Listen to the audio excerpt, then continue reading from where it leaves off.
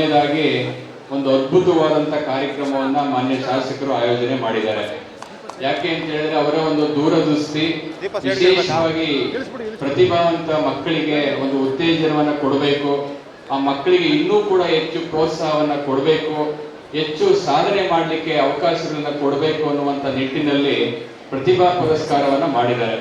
SSLC ಮತ್ತೆ PUC ನಲ್ಲಿ ಅತಿ ಹೆಚ್ಚು ಅಂಕ ಗಳಿಸಿದಂತ ಎಲ್ಲ ವಿದ್ಯಾರ್ಥಿಗಳನ್ನ ಈ ಸಭಾಂಗಣದಲ್ಲಿ ಕರೆಸಿ ವಿಶೇಷವಾಗಿ ಅಭಿನಂದನೆ ಮಾಡುವುದರ ಜೊತೆಗೆ ಪರಮ ಪೂಜ್ಯ ಸ್ವಾಮೀಜಿಯವರ ಆಶೀರ್ವಾದದೊಂದಿಗೆ ನಿಮ್ಗೆಲ್ಲರಿಗೂ ಕೂಡ ಮತ್ತಷ್ಟು ನಿಮ್ಮ ಜೀವನದ ಇನ್ನಷ್ಟು ಎತ್ತರದ ಸಾಧನೆಗೆ ದಾರಿಯಾಗಲಿ ಅಂತೇಳಿ ಒಂದು ಒಳ್ಳೆಯ ದೃಷ್ಟಿಯನ್ನು ಇಟ್ಕೊಂಡು ಮಾಡ್ತಾ ಇರೋಂಥದ್ದು ಬಹಳ ಶ್ಲಾಘನೀಯ. ಹಾಗಾಗಿ ಇಂಥ ಒಂದು ಕಾರ್ಯಕ್ರಮವನ್ನು ಬಹುಶಃ ನಾವೆಲ್ಲೂ ನೋಡಿಲ್ಲ.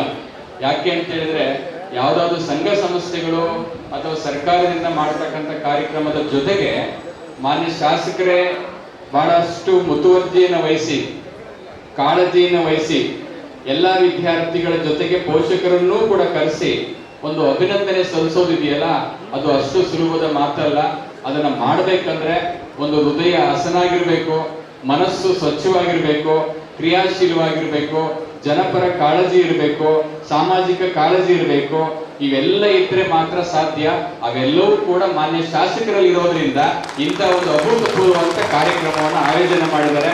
ಹಾಗಾಗಿ ಎಲ್ಲರೂ ಕೂಡ ಅವರಿಗೆ ಒಂದು ದೊಡ್ಡ ಚಪ್ಪಾಳೆಯ ಮೂಲಕ ಈ ಒಂದು ಕಾರ್ಯಕ್ರಮಕ್ಕೆ ಮತ್ತಷ್ಟು ಬೆಲೆಗಳನ್ನು ಕೊಡಬೇಕು ಅಂತ ನಾನು ಹೇಳಲಿಕ್ಕೆ ಇಚ್ಛೆ ಪಡ್ತೇನೆ.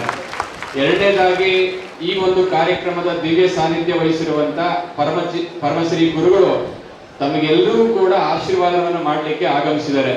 ಪ್ರಾಯಶಃ ಇವತ್ತು ಯಾರು ಇಲ್ಲಿ ಬಂದು ಪ್ರತಿಭಾ ಪುರಸ್ಕಾರವನ್ನ ಪಡಿತಾ ಇದ್ದೀರಾ, ನೀವೆಲ್ಲರೂ ಕೂಡ ನಿಮ್ಮ ಬದುಕಿನಲ್ಲಿ ಭಾಗ್ಯಶಾಲಿಗಳು ಅಂತ ಕರೀತೇನೆ. ಯಾಕೆ ಅಂತ ಹೇಳಿದ್ರೆ ಮಾನವೀಯ ಮೌಲ್ಯಗಳ ಮೇರು ಸಂತರಾಗಿ ಆಧ್ಯಾತ್ಮಿಕ ಚಿಂತನೆಗಳ ಮೂಲಕ ಎಲ್ಲರನ್ನ ಜಡ್ಡುಗಟ್ಟಿದಂತ ಮನಸ್ಸುಗಳನ್ನ ಜಾಗೃತಗೊಳಿಸುವಂತ ನಿಟ್ಟಿನಲ್ಲಿ ಸ್ವಾಮೀಜಿಯವರು ಶ್ರಮಿಸ್ತಾ ಇದ್ದಾರೆ. ಅತ್ಯಂತ ಜನಪರ ಕಾಳಜಿಯನ್ನ, ಸಾಮಾಜಿಕ ಕಳಕಳಿಯನ್ನು ಹೊಂದಿ ಆರೋಗ್ಯಕರ ಸಮಾಜವನ್ನು ಸೃಷ್ಟಿಸಬೇಕು, ವಿಶೇಷವಾಗಿ ವಿದ್ಯಾರ್ಥಿಗಳಿಗೆ ಒಳ್ಳೆಯ ಮೌಲ್ಯಗಳನ್ನು ಬಿತ್ತಬೇಕು ಅನ್ನುವಂಥ ತುಡಿತ ಯಾವಾಗಲೂ ಕೂಡ ನಮ್ಮ ಸ್ವಾಮೀಜಿಯವರ ಹತ್ರ ಇದೆ. ಹಾಗಾಗಿ ಅಂತ ಸ್ವಾಮೀಜಿಯವರ ಮೂಲಕ ತಮಗೆ ಆಶೀರ್ವಾದ ಸಿಗ್ತಾ ಇರೋಂಥದ್ದು ನೀವೆಲ್ಲರೂ ಭಾಗ್ಯಶಾಲಿಗಳಂತ ನಾನು ಹೇಳಲಿಕ್ಕೆ ಇಚ್ಛೆ ಪಡ್ತೇನೆ. ಮೂರನೇದಾಗಿ ಇವತ್ತು ಏನು ತಾವೆಲ್ಲ ಬಂದಿದ್ದೀರಾ ವಿದ್ಯಾರ್ಥಿಗಳು, SSLC ಮತ್ತೆ PUC ಅತಿ ಹೆಚ್ಚು ಅಂಕವನ್ನ ಗಳಿಸಿದ್ದೀರಾ, ನಿಜವಾಗ್ಲೂ ಕೂಡ ಒಳ್ಳೆ ಸಾಧನೆ ಮಾಡಿದ್ದೀರಾ. ನಿಮ್ಮೆಲ್ಲರ ಹಿಂದೆ ನಿಮ್ಮ ತಂದೆ ತಾಯಿಗಳು ಕೂತಿದ್ದಾರೆ. ಯಾವತ್ತೂ ಕೂಡ ಮಕ್ಕಳು ಸಾಧನೆ ಮಾಡಿದಾಗ ತಂದೆ ತಾಯಿಗಳು ಮಕ್ಕಳನ್ನ ಮುಂದೆ ಕೂರಿಸ್ತಾರೆ, ತಂದೆ ತಾಯಿಗಳು ಹಿಂದೆ ಇರ್ತಾರೆ. ಅದರ ಅರ್ಥ ಯಾವತ್ತೂ ಕೂಡ ನಿಮ್ಮ ಬೆನ್ನೆಲುಬಾಗಿರ್ತೇವೆ, ಇನ್ನೂ ಸಾಧನೆ ಮಾಡಿ ದೊಡ್ಡ ವ್ಯಕ್ತಿ ಆಗ್ಬೇಕು ಅಂತ ಹೇಳಿ. ಹಾಗಾಗಿ ಎಲ್ಲ ಏನಿವತ್ತು ಒಳ್ಳೆಯ ಅಂಕಗಳನ್ನ ಗಳಿಸ್ಕೊಂಡು ನೀವೆಲ್ಲ ಸಾಧನೆ ಮಾಡಿದ್ದೀರಾ, ನಿಮಗೆಲ್ಲರಿಗೂ ಕೂಡ ನಾನು ಜಿಲ್ಲಾಧಿಕಾರಿಯಾಗಿ ಜಿಲ್ಲಾ ಆಡಳಿತದ ಪರವಾಗಿ ಹೃತ್ಪೂರ್ವಕವಾದಂಥ ಅಭಿನಂದನೆಗಳನ್ನು ಸಲ್ಲಿಸಲಿಕ್ಕೆ ಇಚ್ಛೆ ಪಡ್ತೇನೆ. ನಿಮ್ಮೆಲ್ಲರ ಒಂದು ಸಾಧನೆ ನಮ್ಮ ಜಿಲ್ಲೆಗೆ ಕೀರ್ತಿಯನ್ನು ತಂದಿದೆ. ಕಳೆದ ಬಾರಿ SSLC ಪರೀಕ್ಷೆಯಲ್ಲಿ ನಮ್ಮ ಜಿಲ್ಲೆ 19ನೇ ಸ್ಥಾನವನ್ನು ಗಳಿಸ್ಕೊಂಡಿತ್ತು. ಆದರೆ ಈ ವರ್ಷ ನಮ್ಮೆಲ್ಲ ಶಿಕ್ಷಣ ಇಲಾಖೆಯ ಎಲ್ಲ ಅಧಿಕಾರಿಗಳ ಮತ್ತು ಎಲ್ಲ ಒಂದು ಸ್ಕೂಲ್ ಹೆಡ್ ಮಾಸ್ಟರ್ಗಳು, ಟೀಚರ್ಸ್ಗಳ ಒಂದು ಪರಿಶ್ರಮದಿಂದ ಇವತ್ತು ನಾವು 11ನೇ ಸ್ಥಾನಕ್ಕೆ ಬಂದಿದ್ದೀವಿ. 19ರಿಂದ 11ನೇ ಸ್ಥಾನಕ್ಕೆ ಬಂದಿದ್ದೀವಿ. ಸುಮಾರು 8 ಸ್ಥಾನವನ್ನ ನಾವು ಮೇಲ್ಗಡೆ ಹೋಗಿದ್ದೀವಿ. ಇನ್ನೊಂದು ವಿಶೇಷತೆ ಅಂತ ಹೇಳಿದ್ರೆ ನಮ್ಮ SSLC ರಿಸಲ್ಟ್ ನಲ್ಲಿ ಸ್ಟೇಟ್ ಅವರೇಜ್ ಗಿಂತ ನಾವು ಜಾಸ್ತಿ ಇದೀವಿ. 70% ಇದೆ, ಸ್ಟೇಟ್ ಅವರೇಜ್ 62% ಇದೆ. 70% ನಮ್ಮ ಜಿಲ್ಲೆನಲ್ಲಿ ಒಳ್ಳೆ ಅಂಕಗಳನ್ನ ಗಳಿಸ್ಕೊಂಡು ಮಾಡಿದೀವಿ ಅಂದ್ರೆ ಅದೆಲ್ಲ ನಿಮ್ಮ ಸಾಧನೆಯಿಂದ ನಮ್ಮ ಜಿಲ್ಲೆಗೆ ಒಂದು ಒಳ್ಳೆ ಹೆಸರು ಬಂದಿದೆ ಅಂತ ನಾನು ಹೇಳಲಿಕ್ಕೆ ಇಚ್ಛೆ ಪಡ್ತೇನೆ. 4ನೇ ಅಂಶ ಹೇಳ್ಬೇಕಂದ್ರೆ, ಏನು ತಾವು ವಿದ್ಯಾರ್ಥಿಗಳಿದ್ದೀರಾ, ಒಳ್ಳೆ ಅಂಕಗಳ ಗಳಿಸ್ಕೊಂಡಿದ್ದೀರಾ, ನಿಮ್ಮ ತಂದೆ ತಾಯಿ ಖುಷಿಯಾಗಿದೆ, ನಮಗೂ ಖುಷಿಯಾಗಿದೆ, ವಿಶೇಷವಾಗಿ ಮಾನ್ಯ ಶಾಸಕರಿಗೆ ಖುಷಿಯಾಗಿದೆ. ನಿಮ್ಗೆಲ್ರಿಗೂ ಕೂಡ ಅಭಿನಂದನೆಗಳನ್ನು ಮಾಡ್ತಾ ಇದ್ದೀವಿ. ಅಭಿನಂದನೆ ಮಾಡ್ತಾ ಇರೋದು ನೀವೆಲ್ಲ ಸಂತೋಷವಾಗಿರ್ಲಿ ಅಂತ ಅಲ್ಲ, ಅಭಿನಂದನೆ ಮಾಡ್ತಾ ಇರೋದು ಮತ್ತಷ್ಟು ನಿಮ್ಮ ಸಾಧನೆ ಇರುವೆ, ಇನ್ನೂ ಕೂಡ ಜಾಸ್ತಿ ಬೆಳಿಲಿ ಅಂತ ಹೇಳಿ. ಹಾಗಾಗಿ ಇಲ್ಲಿಗೆ ಕೊನೆ ಆಗಬಾರ್ದು. ಕೆಲವು ಸಲ ಏನಾಗುತ್ತೆ, ಒಳ್ಳೆ ಅಂಕ ಗಳಿಸ್ಕೊಂಡಾಗ ನಾನು ಜಾಸ್ತಿ ಅಂಕ ತಗೊಂಡೆ, 99% ತೆಗ್ದೆ, 98% ತೆಗ್ದೆ ಅಂತ ಹೇಳಿ ತಲೆಗೆ ಜಾಸ್ತಿ ನೆತ್ತಿಗೆ ಏರ್ಬಿಟ್ಟು ಕೊನೆಗೆ ಮುಂದಿನ ವ್ಯಾಸಂಗದ ಶಿಕ್ಷಣಗಳು ಕಡಿಮೆ ಆಗ್ತಾ ಬರೋಂಥದ್ದು ನಿದರ್ಶನಗಳು ನಾವು ನೋಡಿದ್ದೇವೆ. ಅದಾಗಬಾರ್ದು. ಅದಕ್ಕೋಸ್ಕರ ಶಿಕ್ಷಣ ಅನ್ನುವಂಥದ್ದು ಯಾವಾಗಲೂ ಕೂಡ ನಿಂತ ನೀರಾಗಬಾರ್ದು, ಹರಿಯುವ ನೀರಾಗಬೇಕು. ಯಾಕೆ ಅಂತ ಹೇಳಿದ್ರೆ ನಿಂತ ನೀರಾದ್ರೆ ಅದು ಪಾಚಿ ಕಟ್ಟುತ್ತೆ, ಹರಿಯುವ ನೀರಾದ್ರೆ ನೀರು ಹರಿತಾ ಇದ್ರೆ ಶುದ್ಧವಾಗಿರುತ್ತೆ. ಅದಕ್ಕೋಸ್ಕರ ಸಕ್ಸಸ್ ಗಳಿಸಿದ್ದೀರಾ, ಸಂತೋಷ ಆಗ್ಲಿ. ನನ್ನ ಒಂದು ಕಿವಿ ಮಾತು ಅಂತ ಹೇಳಿದ್ರೆ ಈ ಒಂದು ವೇದಿಕೆ ಮೇಲೆ ಹೇಳಲಿಕ್ಕೆ ಇಚ್ಛೆ ಪಡುವಂಥದ್ದು ಒಂದು ಮಾತನ್ನು ಹೇಳಲಿಕ್ಕೆ ಇಚ್ಛೆ ಪಡ್ತೇನೆ. Success is important. ಸಾಧನೆ ಎನ್ನುವುದು ಅತಿ ಮುಖ್ಯ, ಒಪ್ಕೊಳ್ತೀನಿ. But at the same time success is important, but sustaining the success is more important than attaining the success. ಅದ ಅರ್ಥ ತಮಗೆ ಗೊತ್ತಾಗ್ಬೋದು.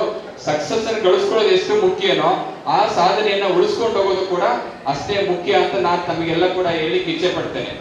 ಕೊನೆಯದಾಗಿ ಇನ್ನೊಂದು ಹೇಳ್ಬೇಕಂದ್ರೆ, ತಂದೆ ತಾಯಿಗಳೆಲ್ಲ ಇದ್ದೀರಾ, ಮಕ್ಕಳಿಗೆ ನಾನು ಹೇಳ್ಬೇಕಂತ ಹೇಳಿದ್ರೆ, ನೀವ್ಯಾರು ಕೂಡ ನಿಮ್ಮ ಮನೆಗಳಲ್ಲಿ ಇರುವಂತ ನಿಮ್ಮ ತಂದೆ ತಾಯಿಗಳನ್ನೇ ನಿಮ್ಮ ಬದುಕಿನ ರೋಲ್ ಮಾಡೆಲ್ ಆಗಿ ಅಕ್ಸೆಪ್ಟ್ ಮಾಡಿ.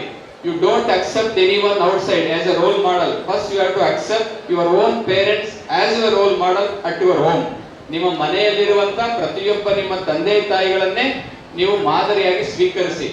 ತಂದೆ ತಾಯಿಗಳಿಗಿಂತ ಮಿಗಿಲಾದಂತ ಶಕ್ತಿ ಜಗತ್ತಿನಲ್ಲಿ ಯಾವುದೂ ಇಲ್ಲ ಅನ್ನೋದನ್ನ ಯಾವ ವ್ಯಕ್ತಿ ಸರಿಯಾಗಿ ಅರ್ಥ ಮಾಡ್ಕೊಳ್ತಾನೆ ಅವ್ರ ವ್ಯಕ್ತಿ ಖಂಡಿತವಾಗ್ಲೂ ಕೂಡ ಸಾಧನೆಯನ್ನ ಮಾಡ್ತಾರೆ.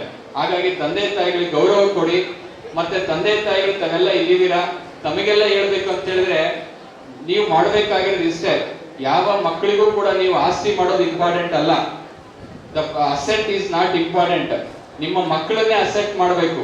ಏನಂತ ಹೇಳಿದ್ರೆ, ಇವತ್ತು ಏನಾಗಿದೆ ಅಂದ್ರೆ, ನಮ್ಮ ಮನೆಗಳಲ್ಲಿ ಒಳ್ಳೆ ಸಂಸ್ಕಾರವನ್ನ ಬೆಳೆಸಿ, ಒಳ್ಳೆ ವಿದ್ಯೆ ಕೊಡಿ, ಒಳ್ಳೆ ನಡತೆ ಕಲಿಸಿ. ಹಾಗಾಗಿ ಮಕ್ಕಳನ್ನ ನೀವು ಬಹಳ ಮುಖ್ಯವಾಗಿ ಯೋಗವಂತರನ್ನಾಗಿ ಮಾಡೋದಕ್ಕಿಂತ ಮುಂಚಿತವಾಗಿ ಯೋಗ್ಯವಂತರನ್ನಾಗಿ ಮಾಡಿ. ನಾವೆಲ್ಲ ಏನ್ ಮಾಡ್ತೀವಿ, ಮಕ್ಕಳಿಗೆ ಆಸ್ತಿ ಮಾಡಿ ಯೋಗವಂತರನ್ನಾಗಿ ಮಾಡ್ತೀವಿ, ತಪ್ಪು ಅದು. ನನ್ನ ತಂದೆ ತಾಯಿಗಳಿಗೆ ಕಿವಿ ಮಾತಾಡೋದು, ನೀವು ಯಾವತ್ತೂ ಕೂಡ ನಿಮ್ಮ ಮಕ್ಕಳನ್ನ ಯೋಗವಂತರನ್ನಾಗಿ ಮಾಡಬೇಡಿ. ಯೋಗವಂತ ಅಂದ್ರೆ ನನ್ನ ಮಕ್ಳ ಹೆಸರಲ್ಲಿ ಎಷ್ಟು ಆಸ್ತಿ ಮಾಡಿದೀನಿ, ಎಷ್ಟು ಚಿನ್ನ ಖರೀದಿ ಇಟ್ಟಿದ್ದೀನಿ, ಮಕ್ಕಳಿಗೆ ಐಫೋನ್ ಕೊಡ್ಸಿದೀನಿ, ಆಸ್ತಿ ಮಾಡಿದೀನಿ, ಕಾರ್ ಕೊಡ್ಸಿದೀನಿ, ವಾಚ್ ಕೊಡ್ಸಿದೀನಿ, ಇವೆಲ್ಲವೂ ಕೂಡ ಯೋಗ. ಹಾಗಾಗಿ ನನ್ನ ಪ್ರಕಾರ ನೀವು ಯೋಗವಂತರನ್ನಾಗಿ ಮಾಡಬೇಡಿ, ಯೋಗ್ಯವಂತರನ್ನಾಗಿ ಮಾಡಿ. ಯೋಗ್ಯವಂತರನ್ನಾಗಿ ಮಾಡ್ಬೇಕಂದ್ರೆ ಅದು ನಿಮ್ ಕೈಲಿದೆ. ಒಳ್ಳೆ ಸಂಸ್ಕಾರ ಕೊಡ್ಬೇಕು, ಒಳ್ಳೆ ನಡೆ ನುಡಿ ಕಲಿಸ್ಬೇಕು, ಒಳ್ಳೆ ಗುಣವನ್ನ ಕಲಿಸ್ಬೇಕು. ಜೊತೆಗೆ ನಿಮ್ಮ ಮಕ್ಕಳು ನಿಮ್ಮನ್ನ ರೋಲ್ ಮಾಡಲ್ಲ ಅಂತ ಅಕ್ಸೆಪ್ಟ್ ಮಾಡೋದಾದ್ರೆ, ನೀವು ಕೂಡ ವ್ಯಕ್ತಿತ್ವದ ದೃಷ್ಟಿಯಿಂದ ಮಾನವೀಯ ಮೌಲ್ಯಗಳನ್ನು ಅಳವಡಿಸಿಕೊಂಡು ಸಮಾಜಕ್ಕೆ ಒಳ್ಳೆಯ ಪೋಷಕರಾಗಬೇಕು. ನಿಮ್ಮನ್ನ ನೋಡಿ ಮಕ್ಕಳು ಕಲಿಬೇಕು ಅಂತ ಹೇಳಲಿಕ್ಕೆ ಇಚ್ಛೆ ಪಡ್ತೇನೆ. ಇವತ್ತಿನ ಆಧುನಿಕ ಸಮಾಜದಲ್ಲಿ ಏನು ಇವತ್ತು ಮೊಬೈಲ್ ಹಾವಳಿಗಳಿಂದ ಹೆಚ್ಚೆಚ್ಚು ಮಕ್ಕಳ ಮೇಲೆ ದುಷ್ಪರಿಣಾಮ ಬೀರ್ತಾ ಇರ್ತಕ್ಕಂಥ ನಾವೆಲ್ಲ ನೋಡಿದೀರಾ. ಪ್ರೀತಿ ಎಲ್ಲ ಮಕ್ಕಳು ಇವತ್ತು ಸಾಧನೆ ಮಾಡಿದೀರಾ ಅಂದ್ರೆ ಬಹುಶಃ ನೀವೆಲ್ಲರೂ ಕೂಡ ಹೆಚ್ಚು ಮೊಬೈಲ್ ಕಡೆ ಒಲವು ತೋರಿಸಲಿರೋದ್ರಿಂದ ಸಾಧನೆ ಮಾಡಿರೋ ಸಂಖ್ಯೆ ಜಾಸ್ತಿ ಇದೆ. ನನ್ನ ಕಿವಿ ಮಾತು ಅಂತ ಹೇಳಿದ್ರೆ, ಎಷ್ಟು ಬಳಸ್ಬೇಕು ಅಷ್ಟು ಬಳಸ್ಬೇಕು. ಯಾವತ್ತು ಟೆಕ್ನಾಲಜಿ ಇದೆ, ಟೆಕ್ನಾಲಜಿನ ಮಿನಿಮಮ್ ಮೇಲೆ ಬಳಸಬೇಕಾಗತ್ತೆ. ಅದನ್ನ ದುರುಪಯೋಗವನ್ನ ಪಡಿಸ್ಕೊಳ್ಬಾರ್ದು. ಹೆಚ್ಚು ಪುಸ್ತಕಗಳನ್ನ ಓದಿ. ನಿಮಗೆ ಎಷ್ಟು ಜನ ಫ್ರೆಂಡ್ಸ್ ಇದಾರೆ ಅನ್ನೋದು ಮುಖ್ಯ ಅಲ್ಲ, ಅಥವಾ ನಿಮ್ಮ ಫೇಸ್ಬುಕ್ ನಲ್ಲಿ ಟ್ವಿಟರ್ ನಲ್ಲಿ ಎಷ್ಟು ಫಾಲೋವರ್ಸ್ ಇರೋದು ಮುಖ್ಯ ಅಲ್ಲ, ಬಟ್ ನಿಮ್ ಜೀವನದಲ್ಲಿ ಎಷ್ಟು ಪುಸ್ತಕ ಓದಿದಾರೆ ಅನ್ನೋದು ಮುಖ್ಯ. ನೀವು ನನ್ನ ಟ್ವಿಟರ್ ಅಕೌಂಟ್ ಇದೆ, ಫೇಸ್ಬುಕ್ ಅಕೌಂಟ್ ಇದೆ, ಅಲ್ಲಿ ಇಷ್ಟು ಜನ ಫಾಲೋವರ್ಸ್ ಇದೆ ಅಂತ ಕೌಂಟ್ ಮಾಡ್ತಿರಲ್ಲ, ಅದು ಕೌಂಟ್ ಮಾಡೋದು ಬೇಡ. ಅದ್ರ ಬದಲಾಗಿ ಜೀವನದಲ್ಲಿ ಎಷ್ಟು ಪುಸ್ತಕ ಓದಿದಿರಾ, ಈ ತಿಂಗಳಲ್ಲಿ ಎಷ್ಟು ಪುಸ್ತಕ ಓದಿದೆ, ಕಳೆದ 6 ತಿಂಗಳಲ್ಲಿ ಎಷ್ಟು ಪುಸ್ತಕ ಓದಿದೆ, ಕಳೆದ 1 ವರ್ಷದಲ್ಲಿ ಎಷ್ಟು ಪುಸ್ತಕ ಓದಿದೆ ಅಂತ ನೀವು ಅದನ್ನು ಕೌಂಟ್ ಮಾಡಿ ಇಟ್ಕೊಳ್ಳಿ. ಅದು ನಿಮ್ ಜೀವನಕ್ಕೆ ಸಾರ್ಥಕತೆ ಆಗುತ್ತೆ ಅಂತ ಹೇಳ್ತಾ, ಒಳ್ಳೆಯದಾಗ್ಲಿ, ಎಲ್ರಿಗೂ ಶುಭವಾಗ್ಲಿ. ಮತ್ತು ವಿಶೇಷವಾಗಿ ಕಾರ್ಯಕ್ರಮವನ್ನು ಆಯೋಜನೆ ಮಾಡಿರುವಂತಹ ಮಾನ್ಯ ಶಾಸಕರಿಗೆ ಮತ್ತೊಮ್ಮೆ ನನ್ನ ಹೃದಯಾಂತರಾಳದಿಂದ ಅವರಿಗೆ ಅಭಿನಂದನೆ ಸಲ್ಲಿಸ್ತೇನೆ. ಬಹಳ ಸಂತೋಷ ಆಗಿದೆ ಈ ಕಾರ್ಯಕ್ರಮವನ್ನು ನೋಡಿ. ಹಾಗಾಗಿ ನನಗೆ ತುಂಬಾ ಮೆಚ್ಚುಗೆ ಆಗಿದೆ. ಹಾಗಾಗಿ ಮತ್ತೊಮ್ಮೆ ಅವರಿಗೆ ಅಭಿನಂದನೆ ಸಲ್ಲಿಸ್ತೇನೆ. ಮಾತನ್ನು ಮುಗಿಸ್ತೇನೆ. ಎಲ್ರಿಗೂ ನಮಸ್ಕಾರ.